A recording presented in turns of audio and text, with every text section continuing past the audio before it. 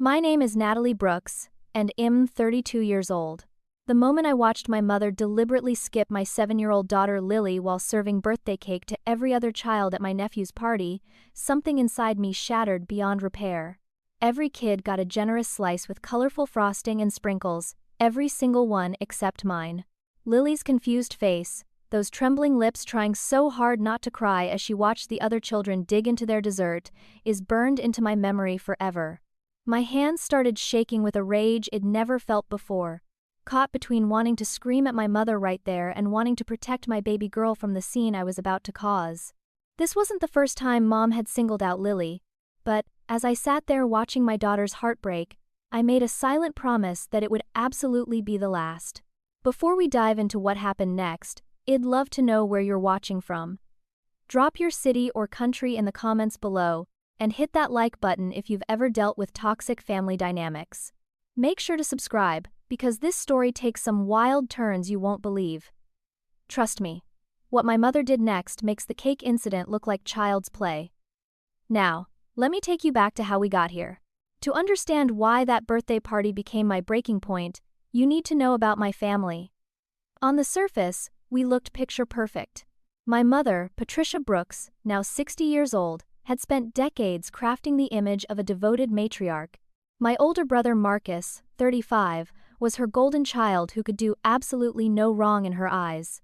He married Amber 5 years ago, and they had my nephew Tyler, who just turned 8.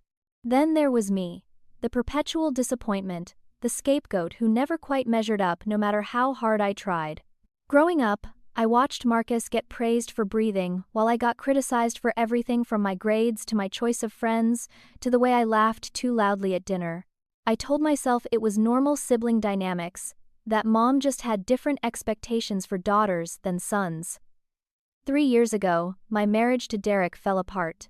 He was wealthy, successful, and, on paper, the perfect husband. When I filed for divorce, my family didn't ask what happened or if I was okay. They immediately blamed me for throwing away a good man. What they didn't know, what I only discovered much later, was that my mother had been in Derek's ear for years, encouraging every doubt he had about our marriage. But, I'm getting ahead of myself. After the divorce, I became a single mom, working as a nurse, scraping by on my own while trying to give Lily the best life I could.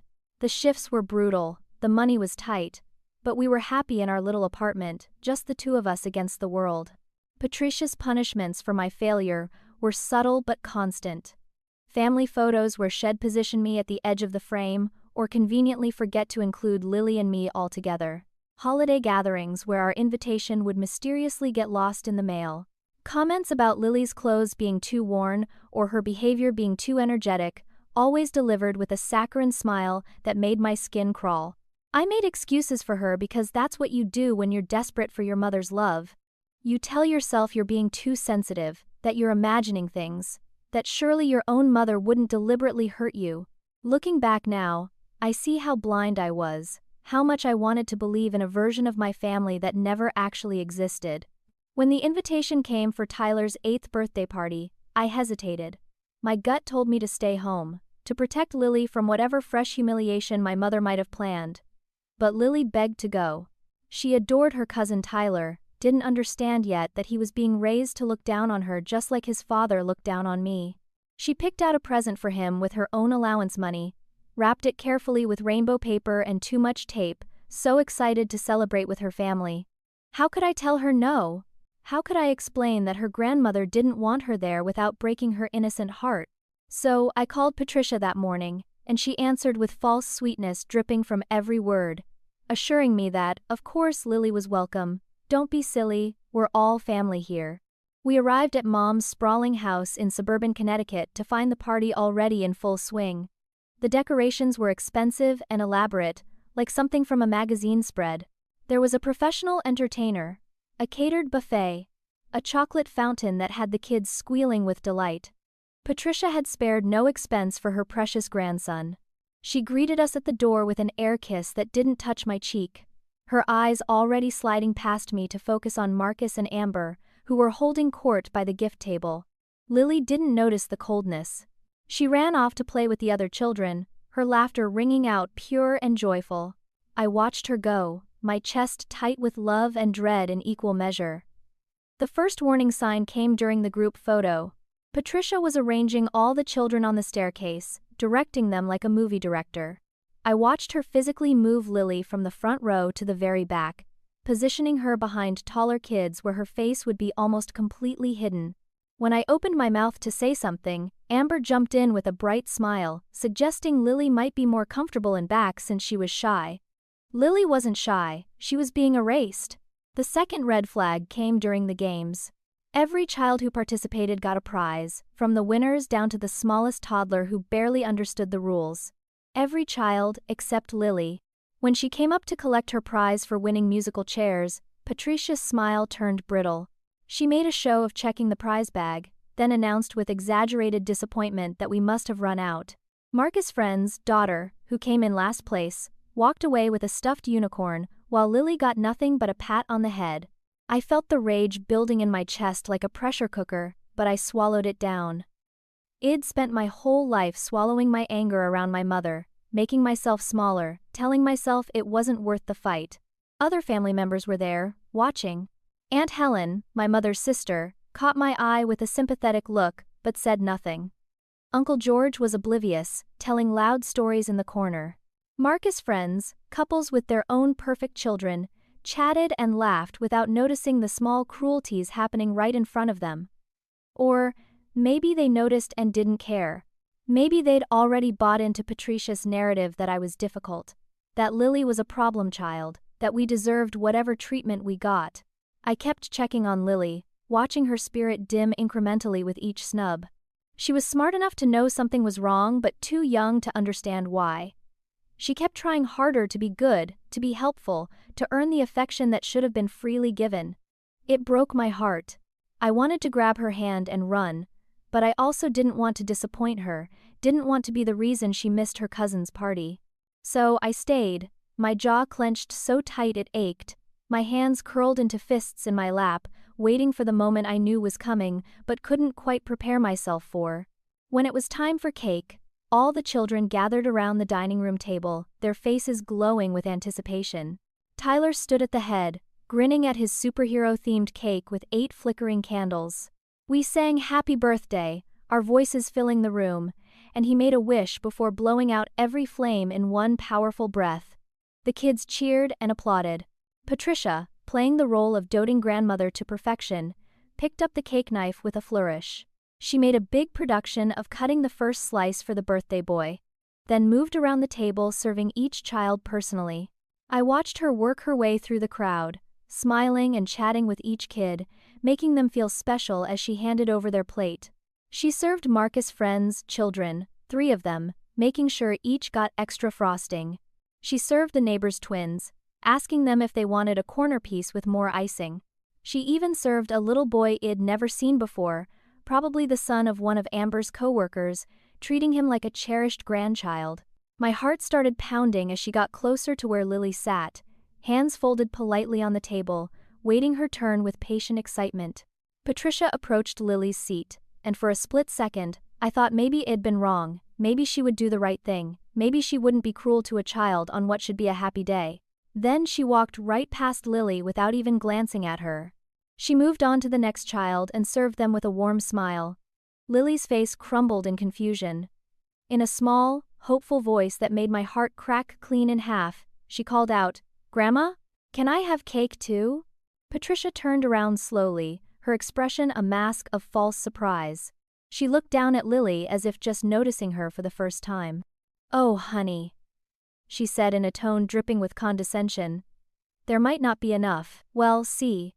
But the lie was transparent because the cake was huge, easily enough for twice the number of people present, and Patricia continued serving adults, including herself, before the platter was even half empty. Lily's eyes filled with tears that she desperately tried to blink back. Around us, the other children were digging into their cake, frosting smeared on happy faces, completely unaware of the devastation happening right next to them. But some of the adults noticed. I saw them exchange uncomfortable glances, saw them shift in their seats, but not one of them said a word.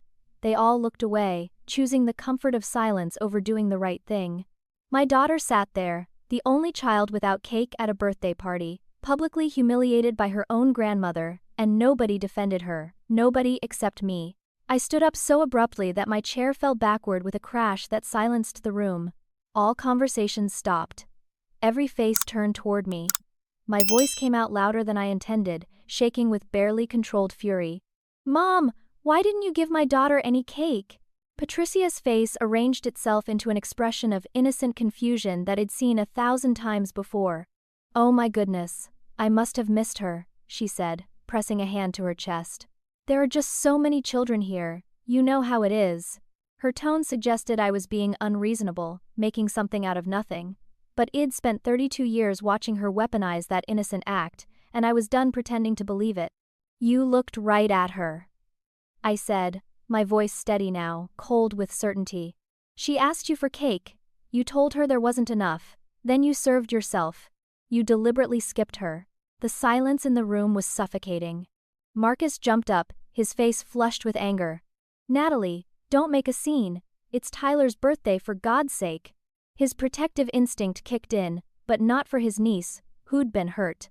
For his mother, who'd done the hurting. It was so predictable it would have been funny if it wasn't so devastating. "A scene," I repeated, turning to face him. "Your mother just humiliated a 7-year-old child in front of everyone, and you're worried about me making a scene." Patricia's mask finally slipped, just for a second, and I saw the cold satisfaction in her eyes before she covered it with wounded dignity. "Well, maybe if certain people taught their children proper manners, they wouldn't be overlooked," she said, her voice sharp despite the tears she was trying to summon. The accusation hung in the air, ugly and mean-spirited. "What does that mean?" I demanded, taking a step toward her. "It means Lily has been very disruptive today," Patricia said, gaining confidence as Marcus moved to stand beside her. "Running around, being loud, not listening when adults speak. I've tried to be patient, but there are consequences for bad behavior." I wanted to scream that every child at this party had been running around and being loud because that's what children do when they're having fun. I wanted to point out that Lily had been nothing but polite, that Shed said please and thank you, that Shed waited patiently while other kids pushed and grabbed. But then Amber chimed in, her voice sickeningly sweet. "Actually, Tyler did mention that Lily was being a bit much earlier. We didn't want to say anything, but since you're making such a big deal about this..." The way she said it, with that concerned expression, made my blood run cold. This wasn't spontaneous. This had been planned. They'd coordinated their stories, prepared their defense before the party even started. They'd intended to hurt my daughter and had made sure they'd have an excuse ready when I called them out on it. Looking around the room, I saw the truth written on every face. Some people looked uncomfortable but relieved that it wasn't their problem. Some looked judgmental, clearly believing I was the troublemaker. Marcus and Amber stood united with Patricia, a wall of family solidarity that had never included me. Even Aunt Helen, who'd given me that sympathetic look earlier, was staring down at her plate, unwilling to get involved. I was alone, and so was Lily. We'd always been alone in this family, I realized. It'd just been too desperate for their love to see it clearly. I walked over to Lily and took her small hand in mine. She was crying silently, tears streaming down her face, her whole body trembling. "We're leaving," I said quietly, helping her down from her chair. "Natalie, don't be so dramatic," Patricia called after us. But there was triumph in her voice, not concern. Shed won, and she knew it. Or at least she thought she had. I grabbed our coats, leaving Tyler's carefully wrapped present on the table. As we walked to the door, I turned back one last time. Patricia was watching us with a smug little smile. Marcus had his arm around her shoulders in comfort, and Amber was already redirecting the party's attention, telling Tyler to open presents. They couldn't even wait until we left to move on. That's how little we mattered to them. I buckled Lily into her car seat, her sobs breaking my heart into smaller and smaller pieces. As I drove away from that house, I saw my mother through the front window, and her expression told me everything I needed to know. She wasn't sad we were leaving, she was satisfied. Shed set out to hurt us, and Shed succeeded. But what she didn't know, what she couldn't have predicted, was that this was the last time she would ever have that power over me. The drive home was the longest 15 minutes of my life. Lily cried in the backseat, asking questions I didn't know how to answer. Why doesn't Grandma love me, Mama? What did I do wrong? Am I bad? Each question was a knife twisting deeper. I pulled over in a grocery store parking lot because I couldn't see through my own tears anymore. I climbed into the back and held my daughter, rocking her like she was a baby again, telling her over and over that Grandma has problems, that some people don't know how to love right, that none of this was her fault, that she was perfect and wonderful and loved beyond measure. When we finally got home, I did everything I could think of to make it better. Ice cream straight from the container, her favorite movie, snuggles on the couch, under the softest blanket we owned. She fell asleep eventually, exhausted from crying, her face still blotchy and swollen. I carried her to bed, tucked her in, and sat watching her sleep for a long time, feeling like the worst mother in the world for not protecting her from this pain. Then I went to my room and looked at my phone for the first time since Wed left the party. 43 missed calls. 67 text messages. The family group chat I'd been added to years ago and forgotten about was exploding. I read through the messages with growing disbelief and rage. Marcus had written, "Natalie just ruined Tyler's birthday. Mom is devastated. I can't believe she would do this to our family." Amber added, "Very immature behavior. I'm worried about what Lily is learning from this example. Maybe we should talk to Derek about whether this is a healthy environment." That one made me see red.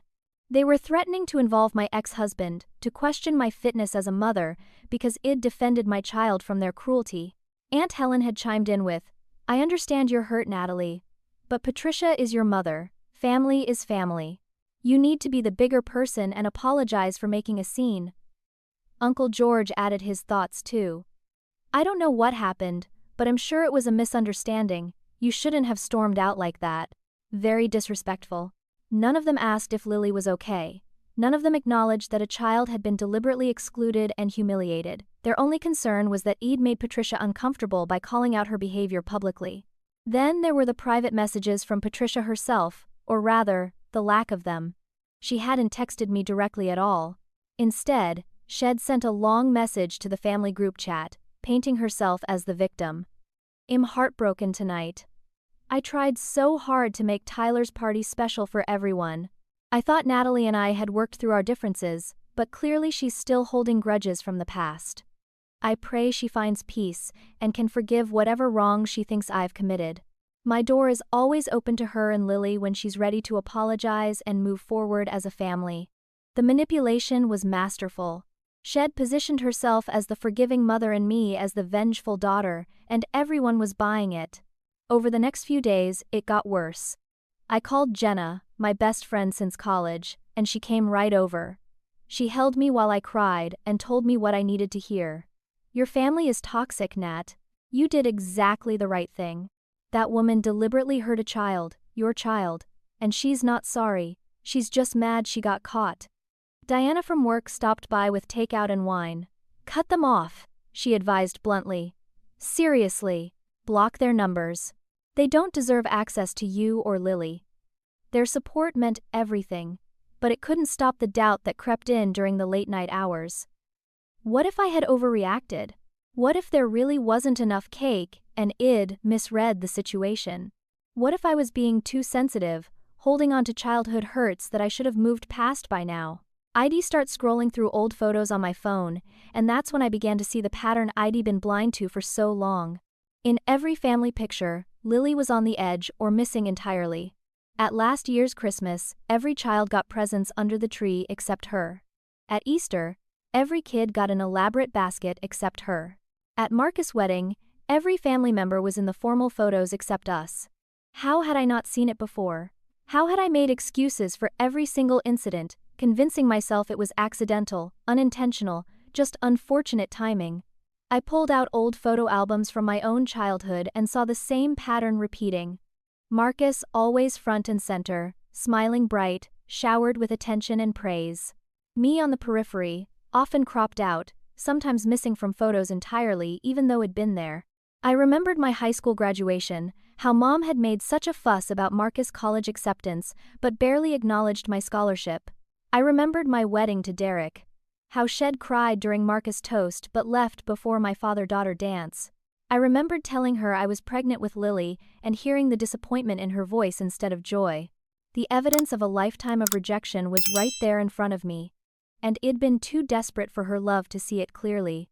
Then Derek called, and my anxiety spiked into full panic. "Your mother reached out to me," he said without preamble. "She's concerned about your mental health and whether you're providing a stable environment for Lily. She mentioned some incident at a birthday party where you had an outburst. Natalie, I think we might need to revisit the custody arrangement." My heart stopped. This was Patricia's endgame.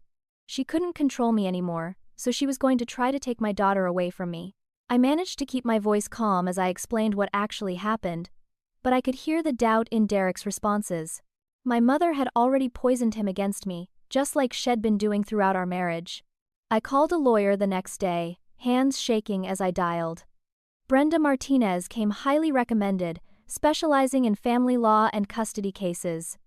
"Can she do this?" I asked after explaining the situation. "Can my mother use this against me?" Brenda's voice was reassuring but honest. "She can try.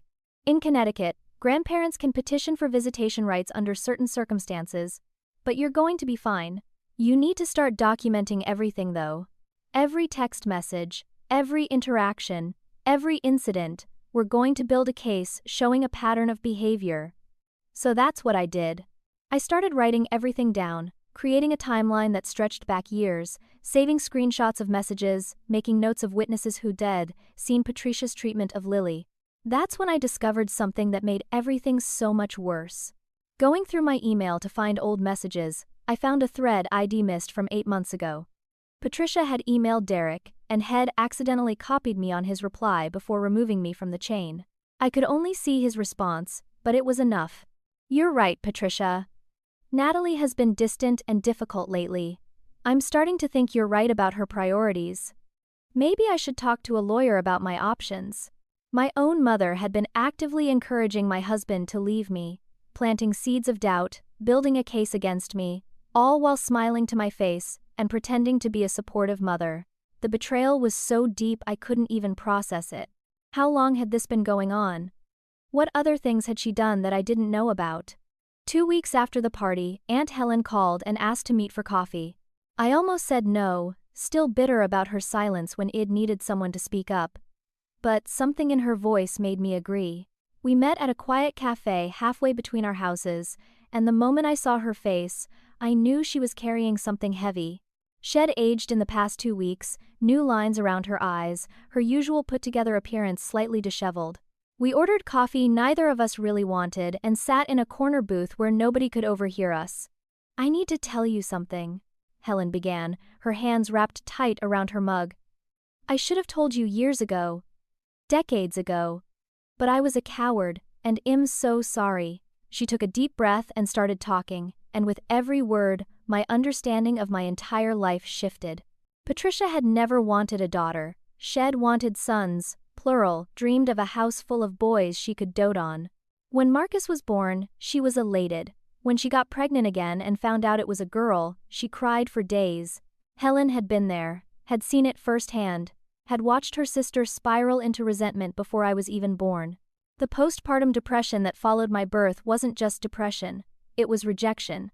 Patricia looked at me and saw disappointment, saw failure, saw everything wrong with her life crystallized into this baby girl she hadn't wanted. She went through the motions of motherhood, feeding me and changing me and keeping me alive, but there was no love in it. Marcus was her golden child from day one, could do absolutely nothing wrong. I was the scapegoat before I could even walk. Blamed for every problem, criticized for every breath. Helen had watched it happen and said nothing because Patricia was her older sister, because family loyalty was supposed to mean something, because she didn't know how to intervene without causing an explosion. "Your childhood," Helen said, tears streaming down her face now. "I saw how she treated you. The comparisons, the criticism, the way she lit up for Marcus and dimmed for you. I told myself it would get better, that she'd grow out of it, that maybe I was seeing things that weren't there. But it didn't get better. It got worse. And when you got married, when you had Lily, I thought maybe things would finally change. Grandchildren have a way of softening people sometimes. But she was never going to change, Natalie. She was never going to love you the way you deserved because she's incapable of it. Then Helen told me about my divorce, and I felt like the floor disappeared beneath me. Patricia hadn't just encouraged Derek to leave. Shed orchestrated it. Shed befriended him separately, had coffee with him regularly, always when I was at work and wouldn't know. She planted doubts about my character, my commitment, my priorities. She told him I was selfish, that I'd never be a good wife, that he deserved better. When he started pulling away, when our marriage started crumbling, Patricia was right there, offering him sympathy and understanding.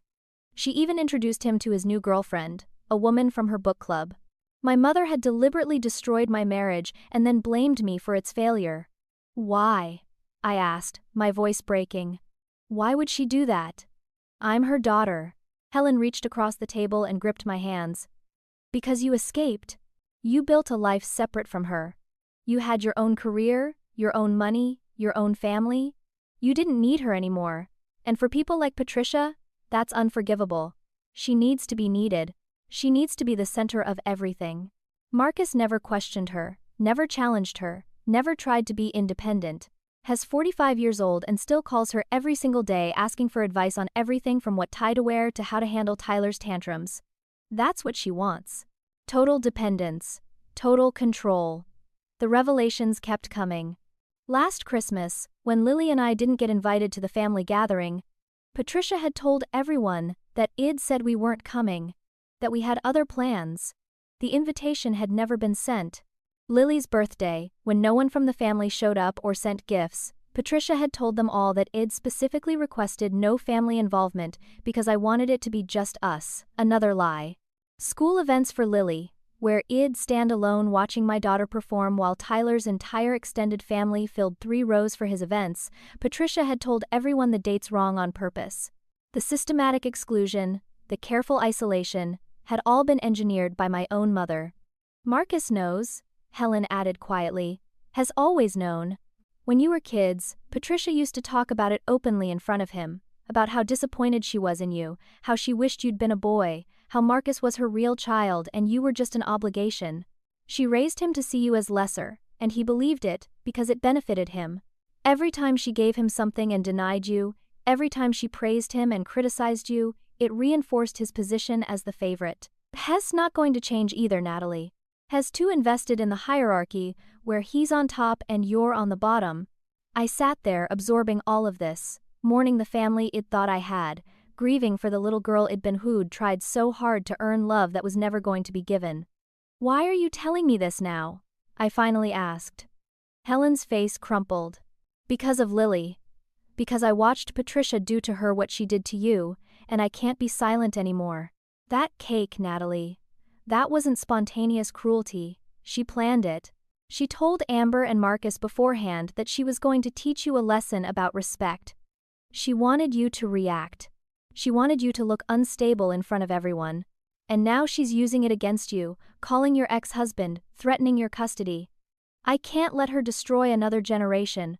I can't watch her do to Lily what she did to you. There's more, Helen said, her voice dropping even lower. She's planning something bigger. She's been talking to a lawyer about grandparents' rights. She wants to force visitation with Lily through the courts. She's been building a case against you, claiming you're an unfit mother, collecting evidence by asking your neighbors questions, calling people you work with under false pretenses. She's obsessed with punishing you for standing up to her. And she's got Marcus and Amber helping her. They've been documenting everything, trying to make you look bad. The betrayal went so much deeper than I'd imagined. My entire family, working together to destroy me. My mother, whom I'd loved and tried to please my whole life, had never loved me back. My brother, whom I'd looked up to and defended, had always seen me as competition to eliminate. This wasn't family. This was a decades-long campaign of psychological warfare, and I'd been too close to see it for what it was. 3 weeks after the birthday party, there was a knock on my door at 8 in the morning on a Tuesday. I was getting ready for my nursing shift. Lily was eating breakfast in her pajamas, and I certainly wasn't expecting visitors. I opened the door to find a woman in business casual clothing, holding a clipboard and an official-looking badge. Natalie Brooks, she asked. I'm Sandra Chen from Child Protective Services. We received a report about conditions in this home. I need to come in and conduct an assessment. My blood turned to ice. For a moment, I couldn't breathe, couldn't think, couldn't do anything but stare at this woman who had the power to take my daughter away. There must be some mistake, I managed to say, my voice sounding distant and hollow. What kind of report? Sandra's expression was professionally neutral. I can't disclose the details of the complaint, but I'm required to investigate. May I come in? What choice did I have? If I refused, it would look like I had something to hide. I stepped aside and let her enter my home, watching through a haze of panic as she looked around our small but tidy apartment. Sandra was thorough but not unkind. She inspected every room, checking that we had food in the refrigerator, that Lily's bedroom was safe and clean, that there were no obvious hazards or signs of neglect. She interviewed Lily, asking gentle questions about school and her daily routine and whether she felt safe at home. Lily answered honestly, talking about how we read together every night and how Mama makes the best pancakes and how she loves her room with the star projector on the ceiling. Through it all, I stood there feeling like I was going to throw up, knowing exactly who had made that anonymous call but unable to prove it. After an hour, Sandra closed her notebook and gave me a small, sympathetic smile. Miss Brooks, I'm going to be honest with you. This appears to be a malicious report. Your home is clean and well maintained. Your daughter is clearly well cared for, happy and healthy. I see no evidence of neglect or unsafe conditions. However, the report is now on file in our system, and that doesn't just disappear. She paused, choosing her words carefully. In my experience, when I see reports like this that are so clearly unfounded, it's usually part of a family dispute. If someone is trying to build a case against you, be very careful. Document everything.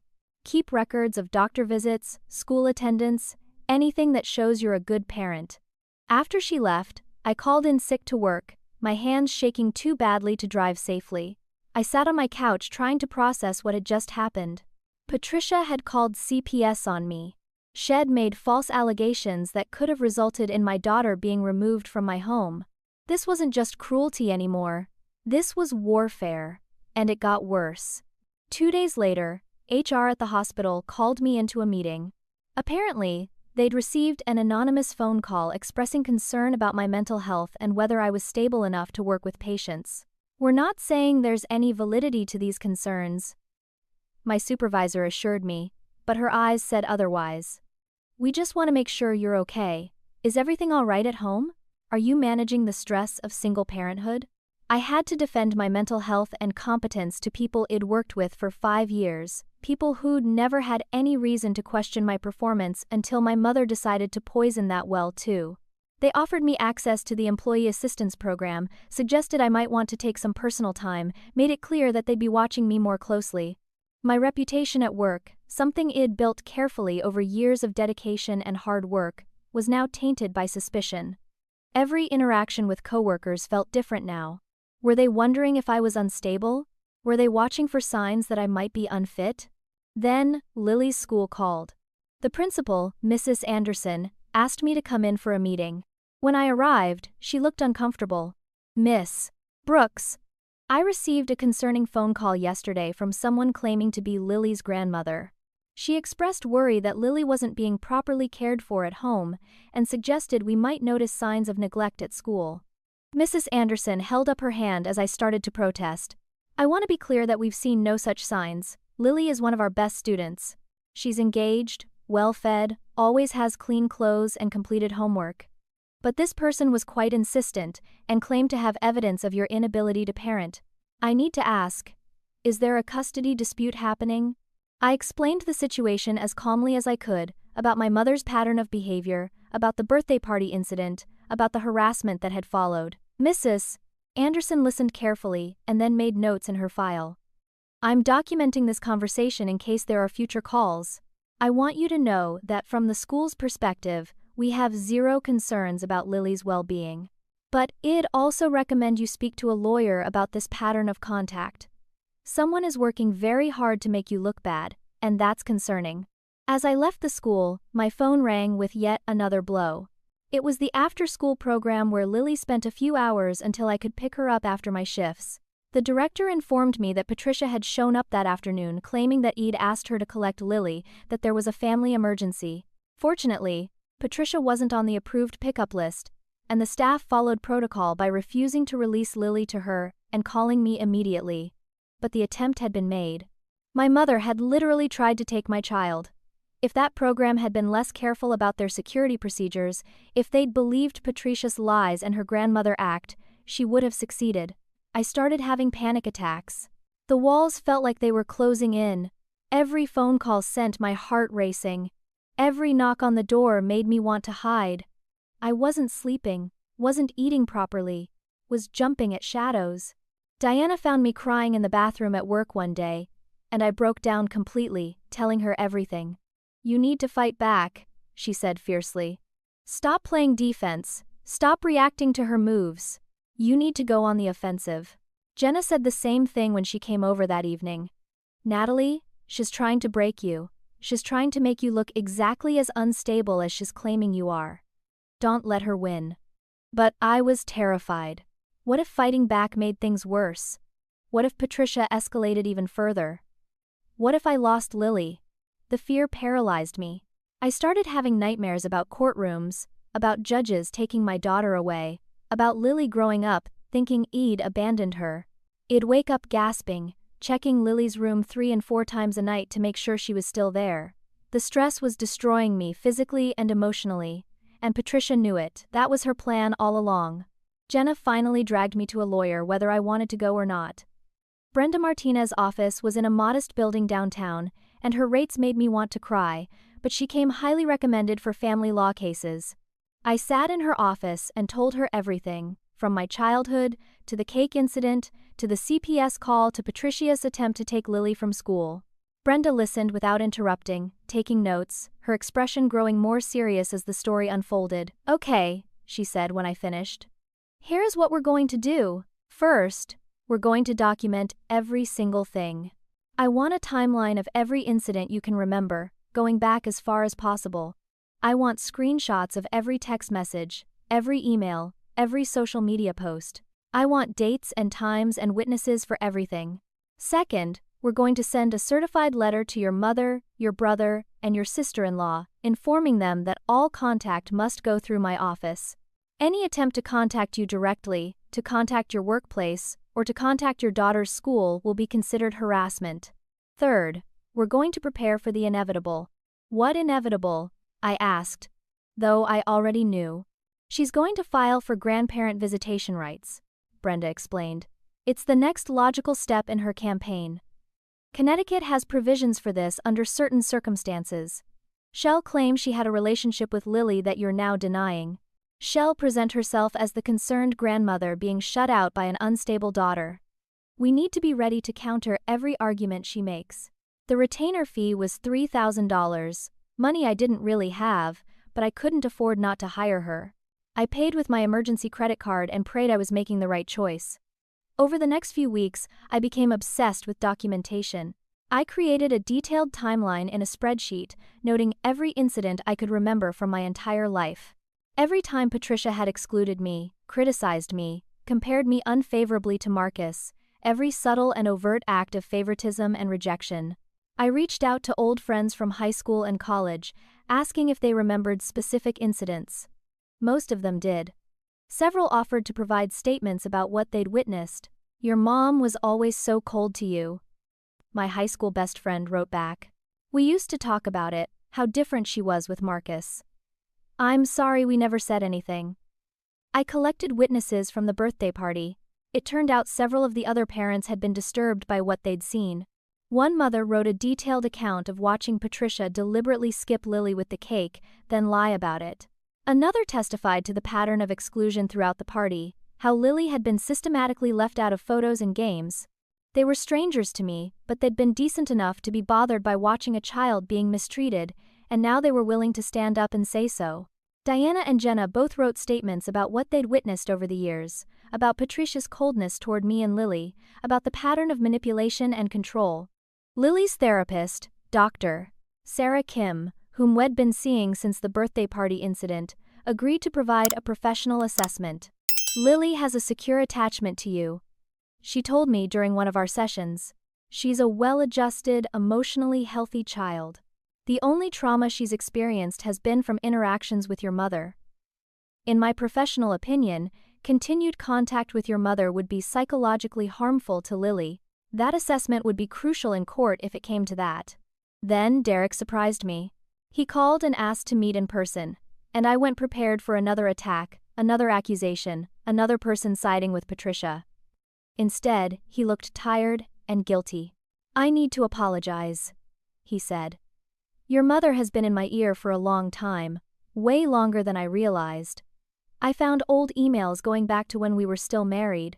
She was actively trying to get me to leave you, making up things you supposedly said or did, painting you as this selfish, unstable person.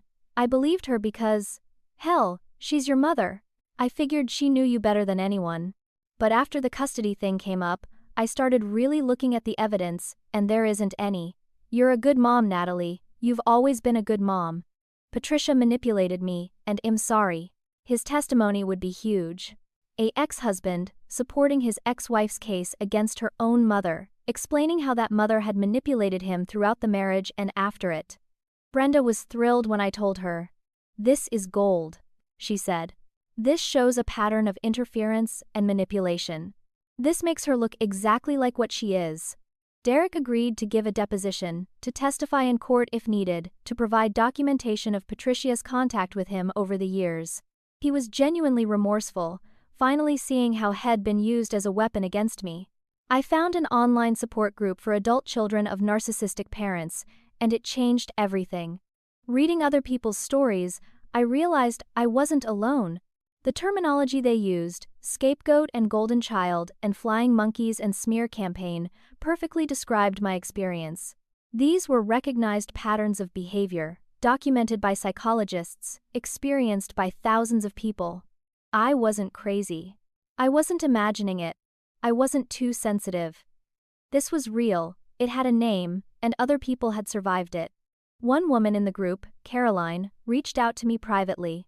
She'd been through almost the exact same situation with her mother 5 years earlier, including a court battle over grandparent visitation rights. "It's going to get worse before it gets better," she warned me. "They escalate when they start losing control.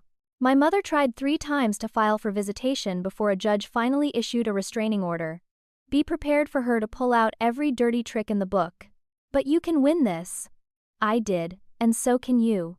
Caroline became a lifeline, someone who understood viscerally what I was going through, who could give practical advice based on her own experience. Then, the letter arrived. Certified mail, return receipt requested, from Patricia's attorney. A formal petition for grandparent visitation rights, requesting court-ordered regular contact with Lily, claiming that Patricia had an established relationship with her granddaughter that I was now maliciously denying. The petition painted me as vindictive and unstable, claiming I was using my daughter as a weapon in a petty dispute, denying Lily access to a loving grandmother who only wanted what was best for her. The court date was set for 3 months away. I called Brenda immediately, my hands shaking so hard I could barely hold the phone. "We expected this," she reminded me calmly. "We're ready. Let her come. We have documentation, we have witnesses, we have professional assessments, and we have a pattern of behavior that spans decades. We're going to show the judge exactly who Patricia Brooks really is." I had to tell Lily what was happening, in age-appropriate terms. "Grandma and Mommy have to talk to a judge about some grown-up stuff," I explained. "The judge is going to help us figure out what's best for our family. You might have to answer some questions, but you just tell the truth, okay? Just tell the truth about how you feel and what you want." "I don't want to see Grandma," Lily said immediately, her face clouding. "She's mean to me. She doesn't like me." That broke my heart, but it also gave me clarity. At 7 years old, Lily understood the situation better than most adults in my family. She knew who loved her and who didn't. She knew who was safe and who wasn't. And in Connecticut, a child's preference, even at 7, carried weight in these decisions. The judge would talk to Lily, and Lily would tell the truth. That had to count for something. The 3 months leading up to the court date were simultaneously the longest and shortest of my life. Patricia's smear campaign went into overdrive.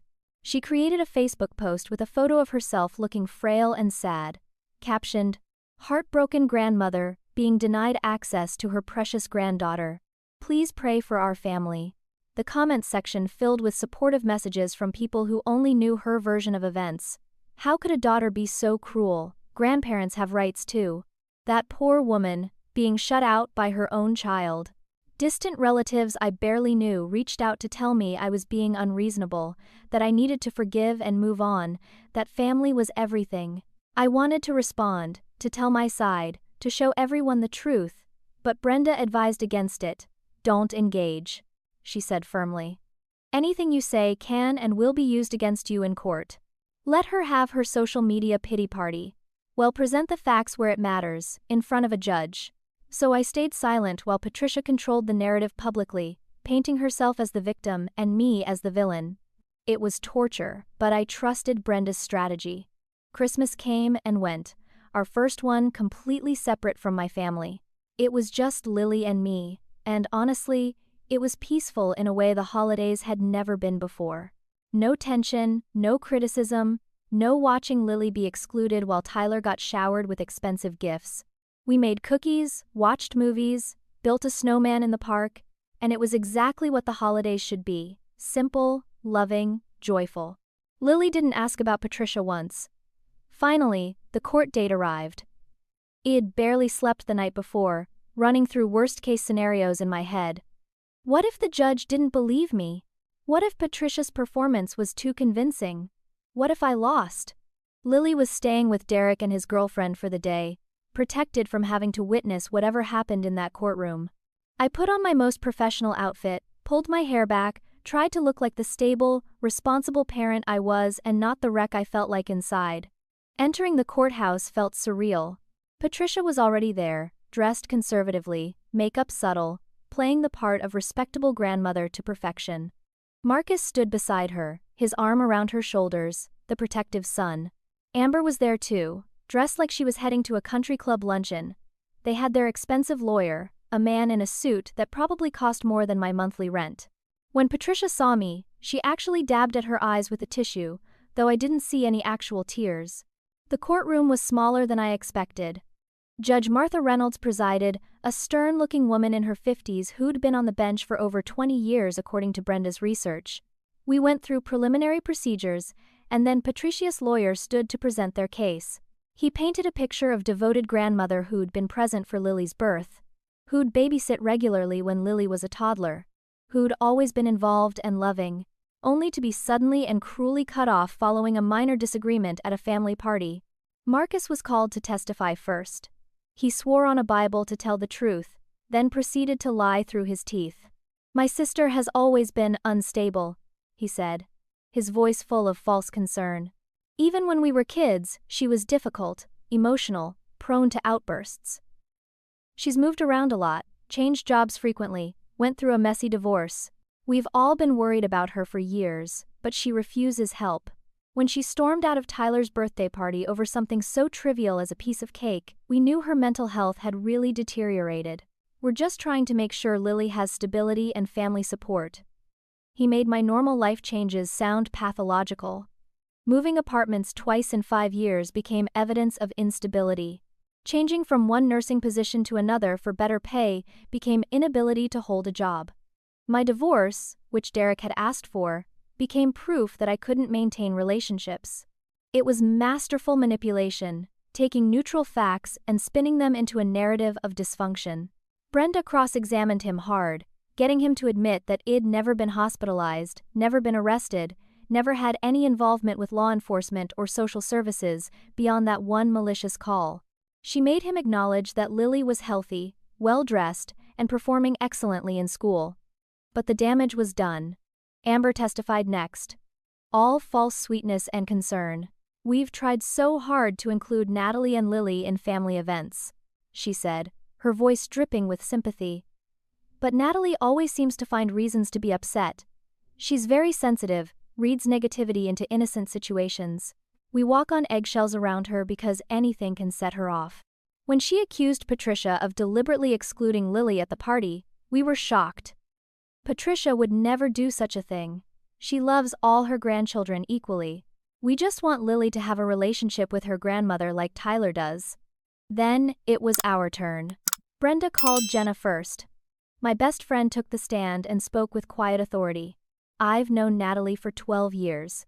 She's one of the most stable, responsible people I know. She's an excellent mother who puts Lily first in everything. But I've also witnessed how Patricia treats her. The constant criticism, the comparisons to Marcus, the exclusion from family events.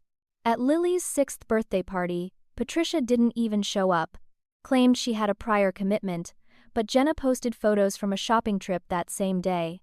She's consistently treated Natalie as less than, and that treatment has extended to Lily. Diana testified about Patricia's coldness during visits to our apartment, how she'd walk in and immediately start criticizing the decor, the neighborhood, my parenting choices. She'd make comments about Lily right in front of her, Diana said. Things like she's looking a bit chunky, or that hairstyle doesn't suit her face, or is she always this loud? She'd compare Lily unfavorably to Tyler constantly. No child should have to hear that from their grandmother. Lily's teacher, Mrs. Henderson, testified that Lily was a well-adjusted, happy child who spoke positively about her mother but never mentioned her grandmother Patricia. When I asked Lily to draw a picture of her family for a class project, she drew herself, her mother, and her father, but no extended family members. When I asked if she wanted to include grandparents, she said her grandma Helen sometimes, but hesitated when I asked about other grandparents. That struck me as unusual. Dr. Kim, Lily's therapist, provided professional testimony that hit hard. In my clinical assessment, Lily has a secure, healthy attachment to her mother. She shows no signs of neglect or abuse. However, when discussing her grandmother Patricia, Lily exhibits clear signs of anxiety. Her body language changes, she becomes withdrawn, and she's expressed fear and sadness about interactions with this grandmother. Forcing a child to maintain contact with someone who causes them psychological distress would be harmful to her development and well-being. Then came the surprise testimony that I hadn't expected to be so powerful. The CPS worker, Sandra, had agreed to testify about her investigation. In my 15 years doing this job, I've seen a lot of legitimate concerns and a lot of false reports. The report I investigated regarding Miss Brooks was clearly malicious. There were no safety concerns whatsoever. The home was clean and well-maintained, the child was healthy and happy, and there were no signs of neglect or instability. In my professional opinion, that report was filed to create a paper trail that could be used in custody proceedings, not because of genuine concern for the child. Derek's testimony shocked the courtroom. Patricia's face went pale when he was called to the stand. He explained how Patricia had befriended him during the marriage, how she'd slowly poisoned his view of me with constant implications that I was selfish and difficult. She'd say things like, "Natalie has always put herself first," or "I worry she's not cut out for marriage," or "You deserve someone who appreciates you." At the time, I thought she was commiserating, being supportive. Looking back, I see she was deliberately undermining my marriage to her own daughter. When I filed for divorce, she actually thanked me, said I was doing the right thing. He produced emails Patricia had sent him over the years, messages that showed clear intent to sabotage our relationship. Brenda then called witnesses from the birthday party. 3 different parents testified that they'd watched Patricia deliberately skip Lily when serving cake, that they'd heard Lily ask for cake, and Patricia's dismissive response, that they'd been uncomfortable but unsure if they should intervene. One mother said, "It was clearly intentional. She made eye contact with that child and walked right past her. Then she lied and said she'd run out of cake while serving herself a large slice. I've thought about it a lot since then, and I regret not speaking up at the time." Helen's testimony was the most emotionally devastating. She sat in that witness box and detailed decades of Patricia's treatment of me, admitting her own complicity through silence. "I watched my sister bully Natalie from the day she was born," Helen said, her voice breaking. "She resented having a daughter. She wanted only sons. She poured all her love into Marcus and withheld it from Natalie. I saw it happen, and I didn't stop it, and I will regret that for the rest of my life. But I can't stay silent anymore." Patricia doesn't love Lily. She sees Lily as an extension of Natalie, someone else to punish and control. Forcing that child to spend time with someone who treats her so poorly would be cruel. Patricia's lawyer objected strenuously, claiming Helen was biased and vindictive. But Judge Reynolds overruled him. "I want to hear this testimony," she said firmly. "Pattern of behavior is absolutely relevant to this case." Finally, the judge called for a recess and asked to speak with Lily in chambers. This was the moment it'd been dreading and hoping for simultaneously. 15 minutes passed that felt like hours. When the judge returned, her expression had hardened noticeably. She didn't reveal what Lily had said, but she called the court back into session with a decisive air that made my heart pound. "I've heard testimony from both sides," Judge Reynolds began. "I've reviewed the documentation provided, and I've spoken with the child at the center of this petition. Let me be clear about something. Grandparent visitation is not an automatic right. It must be proven to be in the best interest of the child. The burden of proof is on the petitioner to demonstrate that denying visitation would harm the child." She turned to look directly at Patricia. "Not only has the petitioner failed to meet that burden, but the evidence presented suggests that forcing visitation would in fact be harmful. I've seen a clear pattern of exclusionary behavior, manipulation, and what I can only describe as psychological abuse directed at both the mother and child. The testimony from multiple unrelated witnesses about the birthday party incident alone is damning. The attempts to interfere with the mother's employment, to make false reports to CPS, to contact the child's school inappropriately, these actions demonstrate a desire to punish and control rather than to maintain a loving relationship. Patricia stood up suddenly, her composure cracking. "This is ridiculous. She's my daughter. That's my granddaughter. I have a right." Judge Reynolds cut her off with a sharp look. "You have no such right, Miss Brooks. Sit down." Marcus jumped up too, his face red. "You can't do this. Our mother has done nothing wrong." The judge's gavel came down hard. "Mr. Brooks, sit down immediately, or I will hold you in contempt of court. The petition for grandparent visitation is denied." Judge Reynolds continued once order was restored. "Furthermore, based on the pattern of harassment demonstrated through testimony and documentation, I'm ordering the petitioner to cease all contact with the respondent and minor child. All communication must go through legal representatives. Any attempt to contact the mother, child, or anyone associated with them, the child's school, workplace, or medical providers, will be considered a violation of this order and will result in a restraining order. Do I make myself clear?" Patricia was crying now. Real tears this time, tears of rage and thwarted control. Her lawyer tried to salvage something. "Your Honor, perhaps supervised visitation," but the judge shut that down immediately. "Counselor, did you hear my ruling? No contact means no contact." The child expressed clear preference, and given the established pattern of harmful behavior, I see no benefit and considerable risk in forcing this relationship. This court's primary concern is the welfare of the child, not the desires of the grandmother. It was over. Wed 1. I started crying. Brenda squeezed my hand, and across the aisle, Patricia was having a complete meltdown. Marcus had to physically restrain her from coming toward us. "You've poisoned that child against me." She screamed at me, her carefully constructed mask finally completely shattered. "You're a vindictive, selfish witch. You've destroyed this family." Security guards moved toward them as her voice got louder. "This isn't over, Natalie. You'll regret this." Judge Reynolds ordered them removed from the courtroom. As they were escorted out, Patricia was still screaming threats, still insisting she'd done nothing wrong, still playing the victim even as the reality of her loss sank in. In the hallway afterward, Derek hugged me.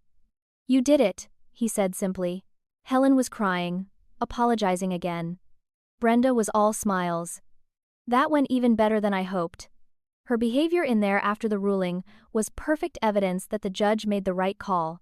She showed her true colors. The aftermath of the court ruling was both liberating and terrifying. For the first few days, I existed in a state of shocked relief, barely able to believe it was really over. But Patricia didn't go quietly. Within hours of the court ruling, my phone started ringing. Her number was blocked, but she called from other phones, from Marcus' phone, from numbers I didn't recognize. I didn't answer any of them. Every call went to voicemail, and every voicemail was a variation of rage, guilt-tripping, or bizarre love bombing. How could you do this to your own mother? After everything I've sacrificed for you. Then, I'm so sorry for whatever I did to hurt you. Please, let's talk about this. I just want to see my granddaughter. Then, you're going to burn in hell for what you've done to this family. God sees everything. The rapid cycling between anger, manipulation, and threats would have been almost funny if it wasn't so disturbing. I saved every voicemail as documentation, just in case. When phone calls didn't work, she showed up at my apartment. I saw her through the peephole, standing in the hallway, knocking insistently, calling my name. I didn't open the door. Instead, I called the police. They came quickly, explained to Patricia that she was violating a court order, and escorted her from the property. She played the confused, hurt mother role for them, but they'd seen the court paperwork I showed them. "Mom, you need to leave and not come back," the officer told her firmly. "If we get called here again, you'll be arrested." Letters started arriving, long, rambling missives that ping-ponged between blaming me and begging for reconciliation. Some were clearly designed to make me feel guilty. "I'm your mother. I changed your diapers. I sat up with you when you were sick. This is how you repay me." Others were threatening in thinly veiled ways. "You're raising Lily to be disrespectful and cruel. Someday she'll treat you the same way, and you'll understand how much you've hurt me." I didn't read them after the first few. They went straight into a folder for Brenda, unopened. Marcus launched his own harassment campaign via text. Before I could block him, he sent dozens of messages. "You destroyed our family. Mom is devastated. She might have a heart attack from the stress. If something happens to her, it's on you. Lily's going to grow up hating you for keeping her from her family. You're a narcissist who can't stand anyone else getting attention. That's what this is really about." When text didn't get a response, he tried email, then Facebook messages, then having Amber reach out. I blocked them everywhere, cutting off every avenue of contact. Amber took to social media with a vengeance. She posted vague but clearly directed messages about corrupt family courts and grandmothers being denied their rights. So heartbroken for my mother-in-law who just wants to love her granddaughter but is being kept away by a vindictive person. The system is so broken. Praying for justice.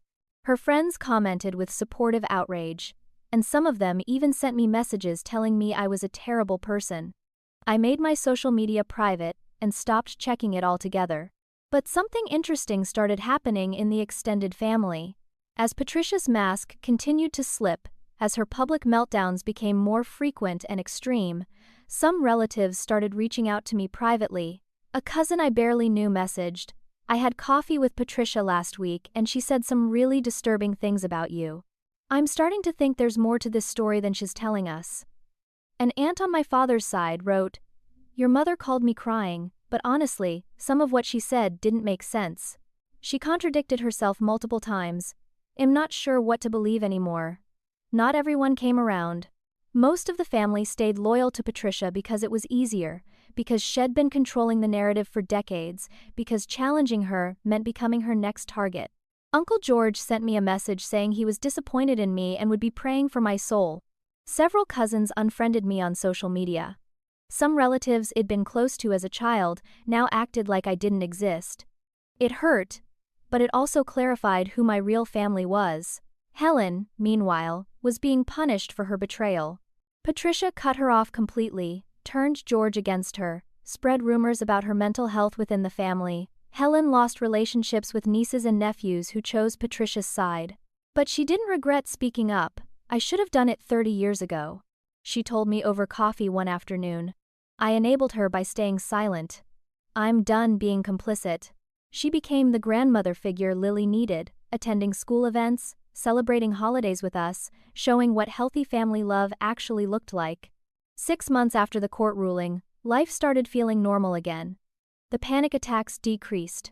I slept through the night more often than not. Work was going well. My supervisor had seen zero evidence of the instability Patricia tried to fabricate, and my reputation recovered. Lily was thriving in therapy, processing the rejection she'd experienced, and learning that it said everything about Patricia and nothing about her own worth. She stopped asking about her grandmother entirely, filling that space with friends and activities and people who actually loved her. Derek and I had settled into a healthy co-parenting rhythm. His girlfriend, Rachel, was genuinely kind to Lily, and I was grateful for that. Derek apologized regularly for taking so long to see through Patricia's manipulation. "I was an idiot," he said more than once. "I should have protected you from her during our marriage instead of listening to her poison. We couldn't change the past, but we could do better going forward." Caroline from the support group became a close friend. We met for coffee every week, sharing our experiences, supporting each other through the aftermath of going no contact with toxic parents. She'd been through it 5 years earlier and was living proof that life gets better on the other side. "The first year is the hardest," she told me. "You're grieving the family you thought you had, dealing with guilt even though you know you did the right thing. But eventually, the peace becomes normal. You stop waiting for the other shoe to drop. You just live." Then, 8 months after the court ruling, Patricia's lawyer sent one final attempt. A lawsuit alleging defamation and slander, claiming I'd ruined Patricia's reputation by telling people about her behavior. She was suing me for damages, asking for $50,000. It was absurd, clearly meant to punish me financially even if she couldn't win. "This is harassment, plain and simple," Brenda said when I showed her the paperwork. "Truth is an absolute defense against defamation, and everything you've said is true and documented. This won't go anywhere, but it'll cost you money to defend against it." The lawsuit dragged on for 3 months, costing me $5,000 in legal fees I couldn't afford.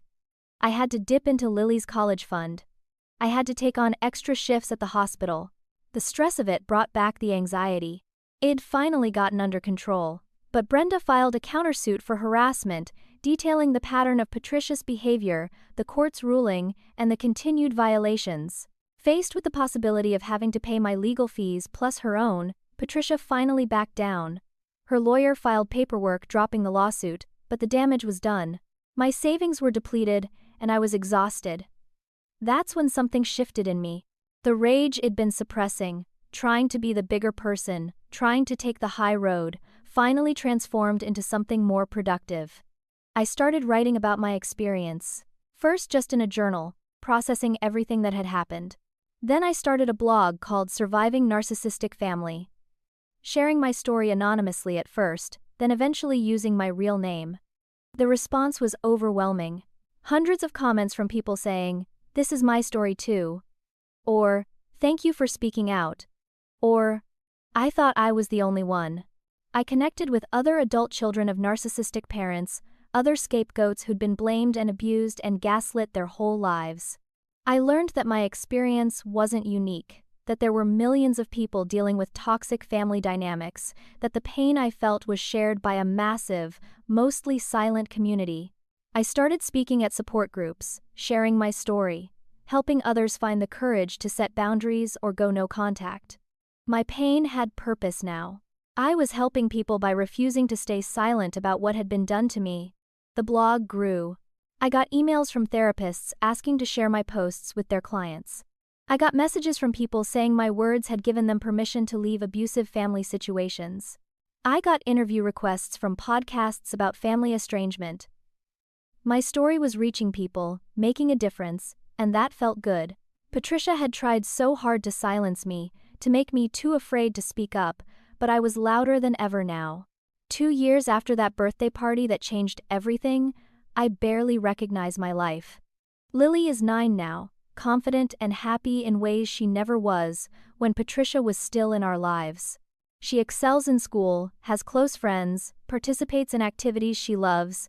When she talks about her family, she means me, her dad, Rachel, Aunt Helen, Aunt Jenna, Aunt Diana, Aunt Caroline. She is surrounded by people who love her genuinely, not conditionally. She doesn't ask about Patricia anymore. That wound has healed, the scar barely visible. I'm still in therapy, still working through layers of trauma from my childhood, still learning to recognize the patterns of abuse I'd normalized for so long. Dr. Kim reminds me regularly that healing isn't linear, that there will be setbacks, that 32 years of conditioning doesn't disappear overnight. Some days are harder than others. Mother's Day is difficult. Seeing social media posts about wonderful mothers and feeling that old familiar grief for the mother I never had. Family holidays trigger memories of exclusion and criticism, but I'm learning to sit with those feelings without letting them control me. There are still moments of doubt. Late at night, when I can't sleep, I sometimes wonder if I overreacted, if I should have tried harder to make peace, if cutting off my mother was too extreme. Then I remember Lily's face at that birthday party, remember the CPS investigation, remember Patricia trying to take my daughter from school, and I know I did exactly the right thing. My job wasn't to fix Patricia or teach her to love me. My job was and is to protect my child, and that's what I did. Last month, a letter arrived with no return address. I knew Patricia's handwriting immediately. For a long moment, I held it, debating whether to open it or just throw it away unopened. Eventually, curiosity won. The letter was everything it expected. No accountability, no genuine apology, just more blame and manipulation. "I'm your mother," it read. "How can you do this to me? After everything I've done for you? Lily needs her grandmother. You're raising her to be disrespectful and unforgiving, just like you. When she grows up and realizes what you've done, she'll hate you for keeping us apart." I read it once, felt the familiar anger and hurt rise up, then did something I'd been thinking about for a while. I wrote my own letter, one I knew I'd never send. "Dear Mom," it began. "You were supposed to love me. That was your job. You were supposed to protect me, nurture me, make me feel safe and valued. Instead, you hurt me. You rejected me from the day I was born because I wasn't what you wanted. You spent my entire childhood making me feel less than, comparing me to Marcus, criticizing everything about me. You isolated me from extended family, sabotaged my marriage, and then tried to hurt my daughter the same way you hurt me. I forgive you, but not for you. I forgive you so I can be free. I forgive you so this pain stops defining my life. But forgiveness doesn't mean reconciliation. It doesn't mean giving you another chance to hurt us. It means letting go and moving forward without you." I took that letter and burned it in the sink, watching the paper curl and blacken, the words disappearing into ash. It was symbolic, releasing those feelings, accepting that I would never get the apology or acknowledgement I deserved, making peace with the fact that Patricia would never change. She would die believing she was the victim and I was the villain, and I had to be okay with that. Her perception of me was no longer my responsibility or concern. This year, Christmas was beautiful. Lily and I decorated the tree together, making new traditions just for us. Helen came over for dinner, bringing homemade pies and presents shed wrapped with care. Derek and Rachel stopped by with gifts. Jenna and her partner joined us for hot chocolate and games. Caroline came over later with her kids, and our children played together while we talked about how far we'd all come. There was no tension, no walking on eggshells, no cruel comments disguised as jokes, just love, laughter, and genuine connection. Lily made a Christmas wish that night as she blew out the candle on her dessert. I didn't hear what she wished for, but later, as I tucked her into bed, she told me, "I wished that we're always this happy, Mama. Just us and the people who really love us." Tears pricked my eyes as I hugged her tight. "That's a beautiful wish, sweetheart. And you know what? It's already coming true."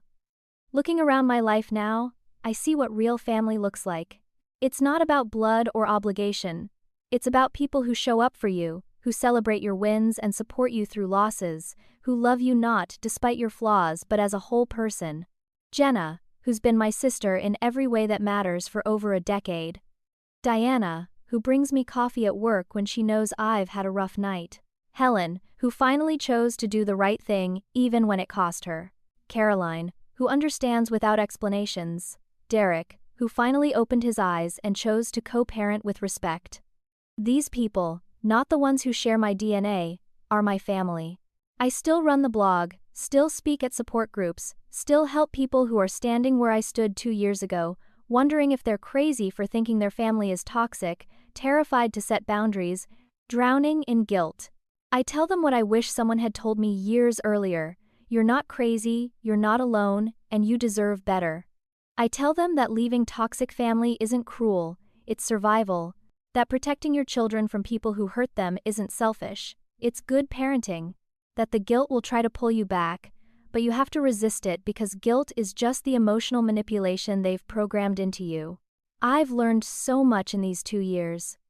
I've learned that not all families are safe, that some people are incapable of love, that narcissists will never change because they don't believe they're the problem. I've learned that Patricia will always see herself as the victim in this story, that nothing I ever did or said or achieved would have been enough to earn her love because the deficiency was always in her, not me. I've learned that letting go of hope, the hope that Shed finally loved me, was one of the hardest and most necessary things I've ever done. I've learned that children are resilient when they're protected, that Lily is happier and healthier without Patricia than she ever was with her. I've learned that I'm stronger than I thought, that standing up to decades of abuse took more courage than I knew I had. I've learned that real family shows up with love, not conditions, and that blood relation doesn't give anyone the right to hurt you. Most importantly, I've learned that some chapters need to close, so new ones can begin. I thought cutting off my mother would devastate me, would leave a hole I couldn't fill. Instead, it freed me. The pain of staying in that toxic relationship was so much worse than the pain of leaving it. Every day without her criticism, her manipulation, her cruelty, is a day I can breathe easier. Every milestone Lily reaches without Patricia there to diminish it is a gift. Every holiday, without the tension of trying to please someone who's determined to be displeased, is peaceful in a way I never experienced before. If you're reading this and you see yourself in my story, please know that you're not alone. Leaving toxic family is one of the hardest things you'll ever do, but it might also be the most important. You do not owe anyone access to your children, even if they're family, especially if they hurt your children. Protect your babies the way you wish someone had protected you. The guilt will be enormous, the grief will be real, but on the other side is peace you can't imagine from where you're standing now. Real family doesn't require you to set yourself on fire to keep them warm. Real family doesn't use love as a weapon or affection as a reward for compliance. Real family doesn't make you feel small or less than, or never enough. If the people who are supposed to love you are the ones causing you the most pain, you have permission to walk away. You have permission to choose yourself and your children. You have permission to build something better from the ashes of what was destroyed. Sometimes the most loving thing you can do is walk away. Sometimes the bravest thing you can do is stay away. I walked away from the family I was born into and created the family I needed. That's not tragedy, that's triumph. And if you're standing at that same crossroads right now, wondering if you should go, this is your sign, go. Choose peace over obligation, choose safety over blood relation, choose yourself and your children. You deserve better than crumbs from a broken table. Lily turns 10 next month, and we're planning a party with just her close friends. There will be games and decorations, and, yes, plenty of cake for everyone. No one will be excluded, no one will be made to feel less than, no one will cry themselves to sleep that night wondering why they're not loved. It'll be simple and joyful, exactly what a child's birthday should be. And somewhere across town, Patricia might be thinking about the granddaughter she could have had a relationship with if only she'd been capable of genuine love. But that's not my burden to carry anymore. So, let me ask you, have you ever had to cut off a toxic family member to protect yourself or your children? How did you find the strength to do it? Drop your stories in the comments below because sharing our experiences helps others feel less alone. And if this story resonated with you, please hit that like button and subscribe to my channel for more real-life stories about family, healing, and finding your way through impossible situations. Share this video with anyone who might need to hear it. You never know whose life might change because you cared enough to pass along a message of hope. Thank you for listening to my story. Thank you for being here. And remember, you are not defined by how your family treated you. You're defined by how you choose to move forward, by the love you give and receive, by the life you build despite the obstacles. May you find peace. May you find family in the people who choose to love you well, and may you never doubt that you deserve every bit of happiness you create for yourself.